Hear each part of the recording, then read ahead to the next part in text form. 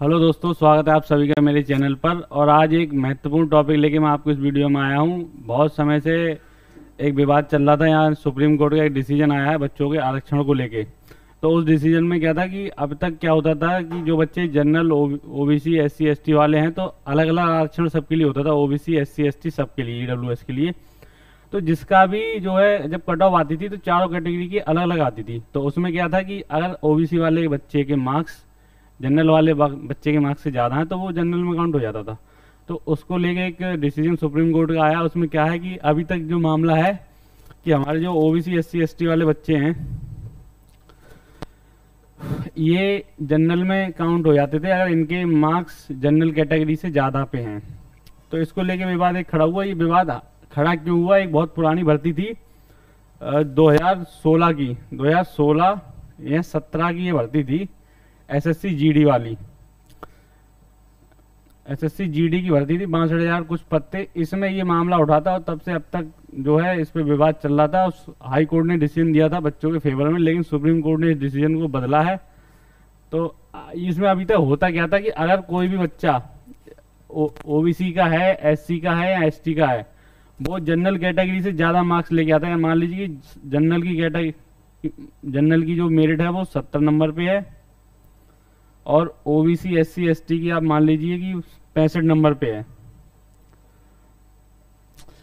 अब यहाँ पे अगर किसी बच्चे के 72 नंबर हैं तो वो बच्चा जनरल में काउंट हो जाता था। लेकिन इसका एक रूल ये था कि पूरी भर्ती के दौरान उस बच्चे ने किसी प्रकार का कोई आरक्षण का लाभ ना लिया हो। यानी कि अब आरक्षण का लाभ बच्चे लेते कहाँ पे?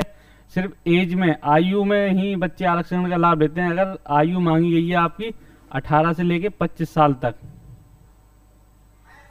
और आपने लाभ ले लिया, आपकी आयु 27 साल तक, 27 साल आपकी आयु और आपने फॉर्म फिल किया और आपके मार्क्स अगर जनरल से ज़्यादा हैं तो आप जनरल में काउंट नहीं होंगे, क्योंकि आपने एक बार आरक्षण का लाभ ले लिया तो ये दोबारा आपको लाभ नहीं मिलेगा। अगर किसी बच्चे की आयु 24 साल है और उसके मार्क्स जनरल की कैटेगरी से ज़्यादा हैं तो वो जनरल में काउंट हो जाएगा।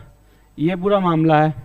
तो अभी तक क्या होता था कि अगर कोई भी अभ्यर्थी जनरल से ज़्यादा मार्क्स लाता है तो वह अपनी कैटेगरी में आरक्षित सीट के बजाय जनरल की कैटेगरी पर काउंट होता था। किस तरीके से काउंट होता था ये मैंने आपको भी बताया। अब आगे क्या रहेगा, तो कुल मिला के जो निर्णय है वो ये है कि अभी भी जो जैसा जैसा अभी रूल चल रहा है यही रहेगा। अगर आपकी आयु 18 से 24 किसी भर्ती में मांगी गई है और आप ओबीसी के हैं और आपकी एज 24 साल से कम है, 24 साल से कम आपकी आयु है, तो आप जनरल की सीट पे फाइट करेंगे अगर आपके मेरिट में जनरल के बराबर नंबर हैं। अगर आपके जनरल के बराबर नंबर नहीं है तो आप ओबीसी एससी एसटी में ही रहेंगे, जनरल की सीट पे काउंट नहीं होंगे, क्योंकि आप यहाँ पे आयु में एक बार लाभ आरक्षण का ले चुके हैं। पूरी भर्ती प्रक्रिया के दौरान अगर आपने एक बार लाभ ले लिया है, और लाभ लिया कहाँ पे जाता है? सिर्फ आयु में ही लाभ लिया जाता है, तो आपको इस तरीके से फ़ायदा नहीं मिलेगा। और अगर नहीं लिया है तो वही का वही जो है मामला रहेगा।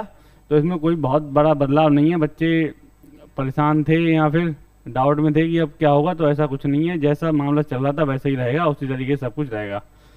चलिए इस वीडियो में इतना ही रखते हैं। धन्यवाद।